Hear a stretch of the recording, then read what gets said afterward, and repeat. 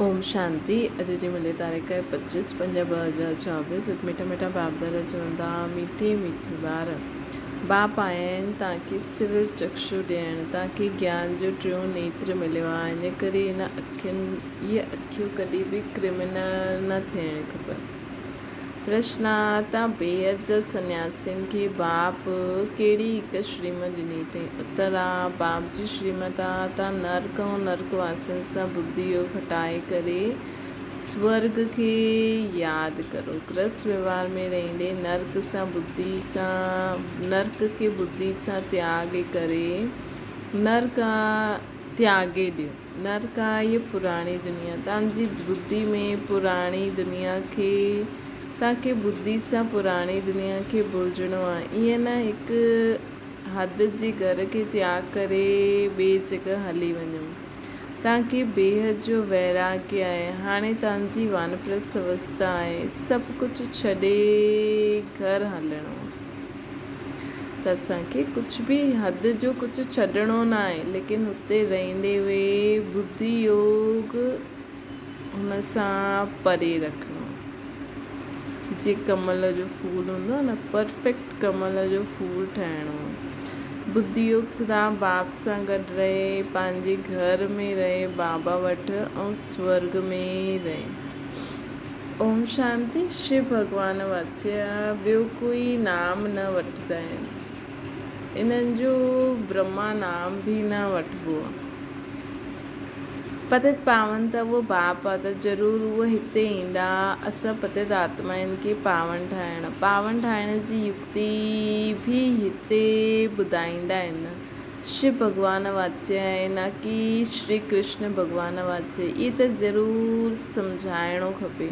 जबकि बैच लॻल आहे रचयिता ऐं रचना जे आदि मध्य अंत जो सॼो राज हिन बैच में ॾेखारियो आहे। हीअ बैच कोई घटि थोरी आहे, इशारे जी ॻाल्हि आहे। तव्हां सभु नंबरवार पुरुषार्थ अनुसार आस्तिक ठहिया आहियो। नंबरवार ज़रूरु चईंदासीं। बाबा चईंदा आहिनि कि असां नंबरवार पुरुषार्थ अनुसार आस्तिक ठहिया आहियूं। नंबरवार ज़रूरु चईंदासीं। कई आहिनि जो रचता ऐं रचना जो ज्ञान बि न सम्झाए सघंदा आहिनि, त सतो प्रधान बुद्धि थोरी चईंदासीं। सतो प्रधान बुद्धि, पोइ रजो बुद्धि, पोइ तमो बुद्धि बि आहे। जीअं जीअं जो सम्झंदा आहिनि उहो टाइटल मिलंदो आहे। इहे सतो प्रधान बुद्धि आहे, इहे रजो बुद्धि आहे, परंतु चईंदा न आहिनि किथे फंक न थी वञनि। नंबरवार त हूंदा ई आहिनि। फर्स्ट क्लास जी क़ीमत बि ॾाढी सुठी हूंदी आहे। हाणे तव्हांखे सच सतगुरु मिलियो आहे। जेकी फर्स्ट क्लास चीज हूंदी आहे न, हुनजी क़ीमत बि ॾाढी सुठी हूंदी आहे। त सतो प्रधान बुद्धि वारा बि अहिड़ा ई ऊच हूंदा। हाणे असांखे सच सतगुरु मिलियो आहे। हाणे बाबा असांखे चवंदा मां तव्हांजो सच सतगुरु आहे। हाणे तव्हां ॿार ॼाणंदा आहियो, जबकि सतगुरु मिलियो आहे उहो तव्हांखे हिकदमि सचो ठाहे ॾींदो आहे। सचा आहिनि इहे देवी देवता जो वाम मार्ग में वेंदा आहिनि त झूठा थी वेंदा आहिनि। सत्युग में सिर्फ़ु तव्हां देवी देवता रहंदा हुया, ॿियो कोई हूंदो ई न हुयो। कोई त अहिड़ा आहिनि जो चईंदा आहिनि कि ईअं कीअं थी सघंदो आहे, ज्ञान न आहे न। हाणे तव्हां ॿार ॼाणंदा आहियो कि असां नास्तिक खां आस्तिक ठहिया आहियूं। रचयिता ऐं रचना जे आदि मध्य अंत जे ज्ञान खे हाणे तव्हां एक्यूरेट ॼाणो। हाणे असां रचयिता ऐं रचना जे ज्ञान खे असां एक्यूरेट ॼाणियो आहे न। नाम रूप सां न्यारी चीज पोइ ॾिसण में न ईंदी आहे। आकाश पोलार आहे त बि फील कबो आहे न कि आकाश आहे। इहे बि ज्ञान आहे, सॼो मदार बुद्धि में आहे। रचयिता रचता ऐं रचना जी नॉलेज हिकु बाप ॾींदा आहिनि। इहे बि लिखिणो आहे। हिते रचता ऐं रचना जे आदि मध्य अंत जो ज्ञान मिली सघंदो। पूरी दुनिया में इहे हिकु ई बाबा जा घर आहिनि जिते रचता ऐं उन्हनि जी रचना जी ज्ञान यथार्थ रीति मिली सघंदो आहे। एॾा सारा मंदर आदि जो ठाता आहिनि, एॾी सारी चीज़ जो ठातियूं आहिनि, उन्हनि सभिनि जो यथार्थ अर्थ बाबा जी घर में मिली सघंदो आहे। अहिड़ा ॾाढा स्लोगन आहिनि, दिन प्रतिदिन नई नई पॉइंट्स, नया नया स्लोगन निकिरंदा रहंदा आहिनि। आस्तिक ठहिण जे लाइ रचयिता ऐं रचना जो ज्ञान ज़रूरु खपे। आस्तिक ठहिण जे लाइ रचयिता ऐं रचना जो ज्ञान ज़रूरु खपे, पोइ नास्तिकपनो छुटी वेंदो। जेतिरो जेतिरो असां बाबा ऐं बाबा जी रचना जे बारे में ज्ञान हूंदो न, ओतिरो असां आस्तिक थींदा वेंदासीं। तव्हां आस्तिक ठही विश्व जा मालिक ठही वेंदा आहियो। हिते तव्हां आस्तिक आहियो नंबरवार पुरुषार्थ अनुसार। हिते असां आस्तिक आहियूं नंबरवार पुरुषार्थ अनुसार। ॼाणो त मनुष्य खे आहे न, जानवरनि खे त न ॼाणंदासीं। मनुष्य ई ॾाढा ऊच, मनुष्य ई ॾाढा नीच ठहींदा आहिनि। हिन समय कोई बि मनुष्य मात्र रचता ऐं रचना जी नॉलेज खे न ॼाणंदा आहिनि। बुद्धि में हिकदमि गोदरेज जो तालो लॻियो आहे। हाणे जेतिरो जेतिरो असां ॼाणूं था, ओतिरो ओतिरो असांजो तालो खुलिजंदो थो वञे। तव्हां नंबरवार पुरुषार्थ अनुसार ॼाणंदा आहियो, असां बाप वटि विश्व जो मालिक ठहिण लाइ आया आहियूं। तव्हां 100% प्योरिटी में रहंदा आहियो। असां नंबरवार पुरुषार्थ अनुसार ॼाणंदा आहियूं कि असां बाप वटि विश्व जो मालिक ठहिण आया आहियूं। त चेक करो, असां इहे सम्झूं था कि हाणे असां विश्व जा मालिक ठहिण लाइ आया आहियूं। तव्हां 100% प्योरिटी में रहंदा आहियो न। प्योरिटी बि आहे त पीस बि आहे त प्रॉस्पेरिटी बि आहे। आशीर्वाद ॾींदा आहिनि, परंतु इहे अक्षर भक्ति मार्ग जा आहिनि। इहे लक्ष्मी नारायण त तव्हां पढ़ाई सां ठाहींदा आहियो। पढ़ी करे पोइ तव्हांखे सभिनि खे पढ़ाइणो बि आहे। स्कूल में कुमार कुमारियूं वेंदा आहिनि पढ़ण जे लाइ। इकट्ठा थियण सां पोइ ॾाढा ख़राब बि थी वेंदा आहिनि। छोजी क्रिमिनल आहे रहंदी आहे न, क्रिमिनल आहे हुजण जे कारण परदो लॻाईंदा आहिनि। हिते त क्रिमिनल आहे हूंदी न आहे त घूंघट करण जी बि दरकार न आहे। छोजी हिते त बाबा चईंदा आहिनि कि सभई आत्मा आत्मा भाव भाव थी करे वियो। हिन लक्ष्मी नारायण खे कॾहिं परदो लॻाईंदे ॾिठो आहे? हुते त कॾहिं अहिड़ा गंदा ख़्यालात ई न ईंदा आहिनि। हिते त रावण राज्य आहिनि, इहे अखियूं ॾाढी शैतान हूंदियूं आहिनि। बाप अची करे ज्ञान जा चक्षु ॾींदा आहिनि। बाबा चईंदा आहिनि हाणे हिन अख सां न ॾिसो, पंहिंजी टी अख सां ॾिसो। त हिन अख सां ॾिसंदासीं न त शरीर नज़र ईंदो ई न। सभिनि खे आत्मा आत्मा रूप में ॾिसंदासीं त सभी आत्मा आत्मा भाव भाव थी वई न। बाप अची करे ज्ञान जे चक्षु ॾींदा आहिनि। आत्मा ई सभु कुझु ॿुधंदी, ॻाल्हाईंदी, सभु कुझु कंदी आहे न। त इहे अभ्यास करो, मां देही अभिमानी आत्मा आहियां, मां देही अभिमानी आत्मा आहियां, मां आत्मा ईअं करां थी, मां आत्मा ईअं ॿुधां थी, मां आत्मा ईअं हलां थी। सभु कुझु आत्मा ई कंदी आहे। तव्हांजी आत्मा हाणे सुधरे थी। आत्मा ई बिगड़ी करे पाप आत्मा ठही वेंदी आहे। पाप आत्मा हुनखे चइबो आहे जंहिंजी क्रिमिनल दृष्टि रहंदी आहे। उहो क्रिमिनल आहे त सवाइ बाप जे ॿियो, उहो क्रिमिनल आहे त सवाइ बाप जे ॿियो कोई सुधारे न सघे। पाप आत्मा कंहिंखे चइबो आहे? जंहिंजी क्रिमिनल दृष्टि हूंदी आहे। बुरी दृष्टि वारे खे पाप आत्मा चइबो आहे। त हाणे असांजी आत्मा बिगड़ी करे जो पाप आत्मा थी वई आहे, हुनखे सुधारे केरु सघंदो आहे? सवाइ बाप जे। हाणे बाबा असांखे सवाइ बाप जे कोई सुधारे न सघंदो आहे। ज्ञान जे सिविल चक्षु हिकु बाप ई ॾींदा आहिनि। इहे ज्ञान ई तव्हां ॼाणंदा आहियो न। शास्त्रनि में इहे ज्ञान थोरी आहे।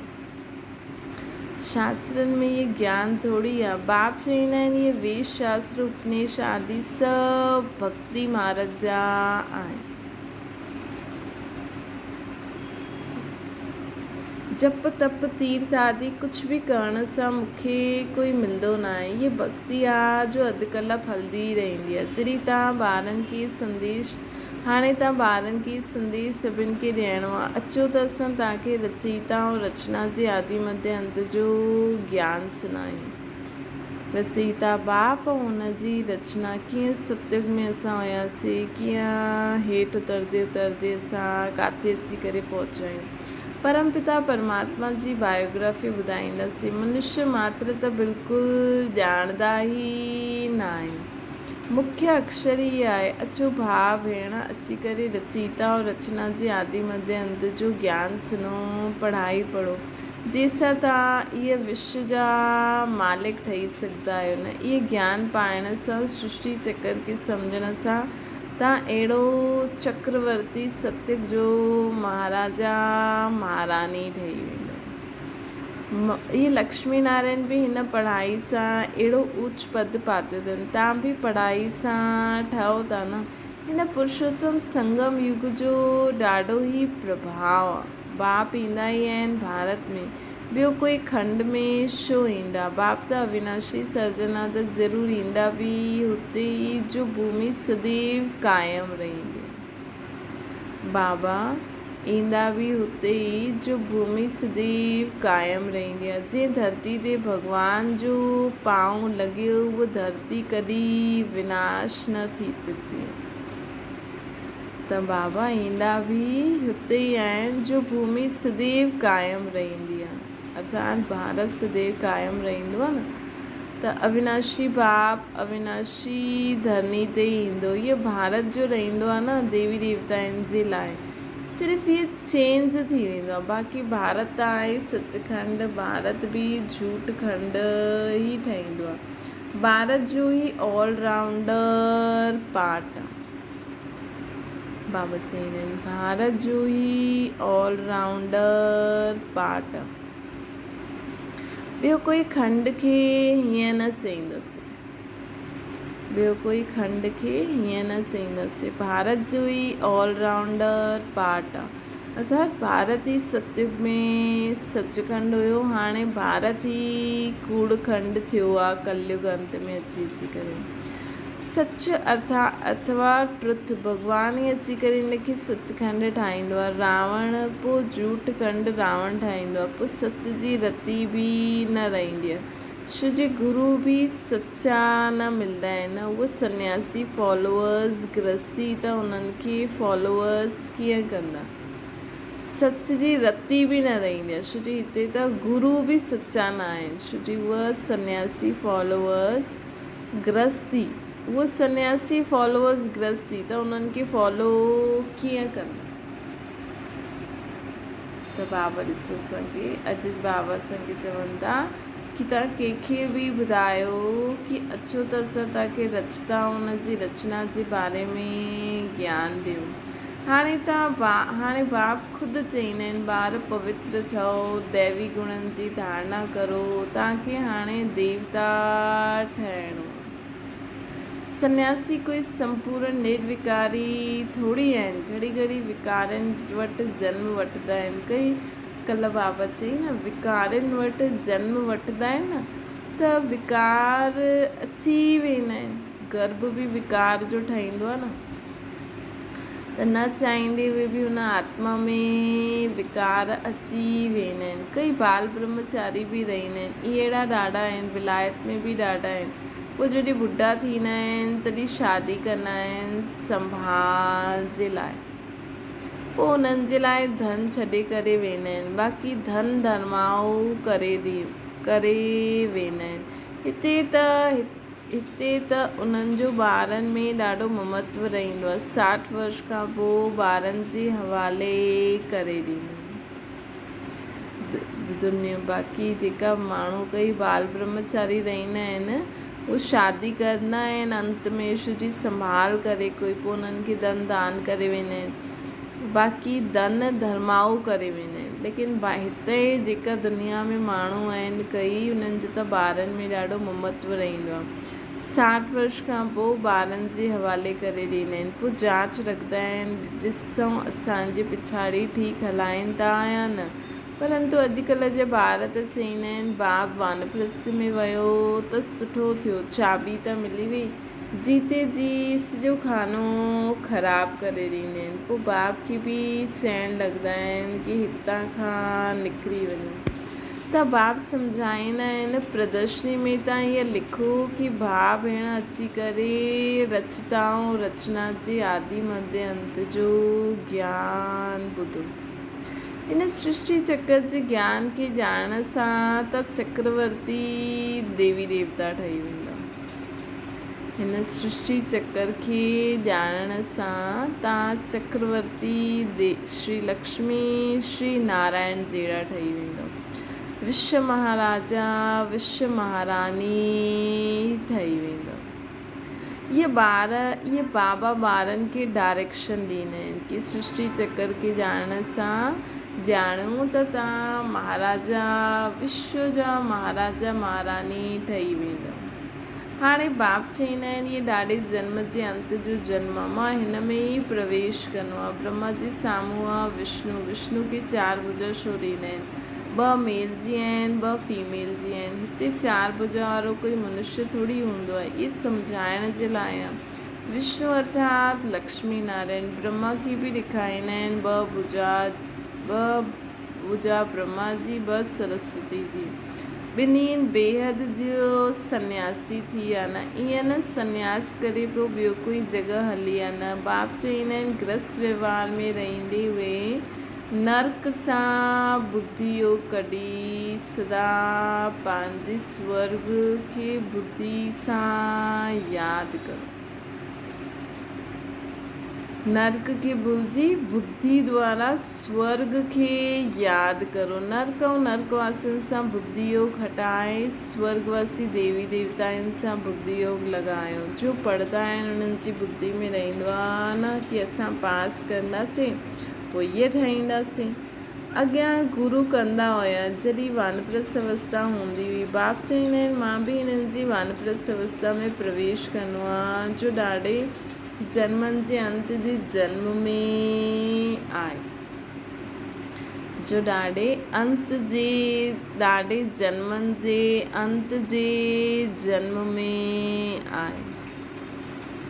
भगवान वाच्य मां ॾाढे जन्म जे अंत वारे जन्म में ई प्रवेश कंदो आहे। जे शुरू खां वठी करे अंत ताईं पाठ वॼायो उन में ई प्रवेश कंदो आहे। छोजी उनखे ई पहिरियों नंबर वठी वञिणो आहे न। ब्रह्मा सु विष्णु सु ब्रह्मा, ॿिन्हिनि खे 4 भुजा आहिनि। हिसाब बि आहे ब्रह्म सरस्वती सु लक्ष्मी नारायण ठहींदा आहिनि। पोइ लक्ष्मी नारायण सु ब्रह्मा सरस्वती ठहींदा। त तव्हां ॿार झटि इहे हिसाब ॿुधाईंदा आहियो। विष्णु अर्थात लक्ष्मी नारायण 84 जन्म वठंदा आहिनि। वठंदे पोइ अची करे साधारण इहे ब्रह्मा सरस्वती ठहींदा आहिनि। इन्हनि जो नाम बि बाद में बाबा ब्रह्मा रखी, न त ब्रह्मा जो बाप केरु ज़रूरु चईंदसि शिव बाबा कीअं रची एडॉप्ट कयो हुनई न। बाप चईंदा आहिनि मां हिननि में प्रवेश कंदो आहियां त लिखिणो खपे शिव भॻवान वाच्य मां ब्रह्मा में प्रवेश कंदो आहे। जो पंहिंजे जन्मनि खे न ॼाणंदो आहे, ॾाढे जन्मनि जे अंत में मां हिननि में प्रवेश कंदो आहियां। उहो बि जॾहिं वानप्रस्थ अवस्था हूंदी आहे तॾहिं मां ईंदो आहे। तॾहिं इहा दुनिया पुराणी पतित थी वेंदी आहे, तॾहिं मां ईंदो आहियां। केतिरो सहज आहे। अॻियां 60 वर्ष में गुरू कंदा हुया, हाणे त जन्म सां ई गुरू कराए ॾींदा आहिनि। छो जी हाणे त इहे सिखिया आहिनि हिन क्रिश्चन सां सिखिया आहिनि। अरे नंढेपन में गुरू कराइण जी दरकार छा आहे? सम्झाए नंढेपन में मर्दो त सदगति खे पाए वठितो। अॼुकल्ह त मौत जो कोई भरोसो न आहे न। बाप सम्झाईंदा आहिनि हिते त कोई जी सदगति थी न सघे। हाणे बाप तव्हांखे केतिरो सहज सम्झाईंदा आहिनि ऐं ऊच ठाहींदा आहिनि। भक्ति में त तव्हां सीढ़ी उतरंदा ई आया आहियो। रावण राजा आहे न, विश्व दुनिया शुरू थी वेंदी आहे। गुरू त सभिनि कया, इहे ख़ुदि बि चईंदा आहिनि असां गुरू ॾाढा कया। भॻवान वाच्य त सभिनि जी सदगति कंदा आहिनि न, उन्हनि खे ॼाणंदा ई न आहिनि। भॻवान जो सभिनि जी सदगति कंदा आहिनि, उन्हनि खे ॼाणंदा ई न आहिनि। भक्ति जी बि ॾाढी कड़ी जंजीरियूं थी वियूं आहिनि। जंजीरियूं कोई मोटी हूंदियूं आहिनि, कोई पतली हूंदियूं आहिनि। कोई भारी चीज़ उठाईंदा आहिनि त केतिरी मोटी जंजीर सां बंधी करे उठाईंदा आहिनि। त इहे भक्ति जी बि कड़ी जंजीरियूं थी वियूं आहिनि। सभु आत्मायूं हिन भक्ति जी कड़ी जंजीरनि मां मुक्त थी थींदी वञनि। इहा जंजीरियूं बाबा चवनि था जंजीरियूं बि मोटी हूंदियूं आहिनि, कोई पतली हूंदियूं आहिनि। कोई भारी चीज़ उठाईंदा आहिनि त केतिरी मोटी जंजीरनि सां बंधी करे उठाईंदा आहिनि। इन में बि ईअं ई आहे, कोई त झटि अची करे तव्हांजी ॿुधंदा, सुठी रीति पढ़ंदा, कोई सम्झंदा ई न, नंबरवार माला जा दाणा ठहींदा आहिनि न। मनुष्य भक्ति मार्ग में माला फेरदा आहिनि, ज्ञान कुझु न आहे। गुरु चई माला फेरदो रहो, बसि राम राम जी धुन लॻाईंदा रहंदा आहिनि। ईअं बाजो बजाईंदा आहिनि, आवाज़ु ॾाढो मिठो लॻंदो आहे, बसि बाक़ी ॼाणंदा कुझु न आहिनि। राम कंहिंखे चइबो आहे, श्री कृष्ण कंहिंखे चइबो आहे, कॾहिं ईंदा आहिनि, कुझु बि ॼाणंदा न आहिनि। श्री कृष्ण खे बि द्वापर में खणी आया आहिनि। इहे कंहिं सेखारियो आहे? गुरुअनि सेखारियो आहे। श्री कृष्ण द्वापर में आयो त उन खां पोइ कलयुग अची वियो, तमो प्रधान थी वियासीं। बाप चईंदा आहिनि मां संगम ते अची करे तव्हां सभिनि आत्माउनि खे ऐं दुनिया खे तमो प्रधान खां सतो प्रधान ठाहींदो। त तव्हां केतिरा अंध श्रद्धालु थी विया आहिनि न दुनिया वारा। बाप सम्झाईंदा आहिनि जो कांटे का फूल ठहण वारा हूंदा उहो झटि सम्झंदा, चईंदा इहे त बिल्कुलु सत्य ॻाल्हि आहे। कोई माण्हू सुठी रीति सम्झंदा आहिनि त तव्हांखे चईंदा आहिनि कि तव्हां ॾाढो सुठो सम्झाईंदा आहियो। त उहे सम्झंदा आहिनि, असां त उन रीति सम्झाईंदा आहियूं, पर उन्हनि जी बुद्धि उहा सांची कुल जी आत्मा हूंदी त उन्हनि खे बि झटि सम्झ में अची वेंदा। त हिन में बाबा इहो छो था ॿुधाइनि, असांखे पंहिंजो अहंकार न अचिणो खपे। 84 जन्मनि जी कहानी बि बराबरि आहे। ज्ञान सागर त हिकु बाप आहे जो अची करे असांखे पूरो ज्ञान ॾींदा आहिनि। त कहिड़ो ज्ञान ॾींदा आहिनि? रचता ख़ुदि जो बि ऐं पूरी उन्हनि जी रचना जो बि ज्ञान बाबा असांखे ॾींदा आहिनि।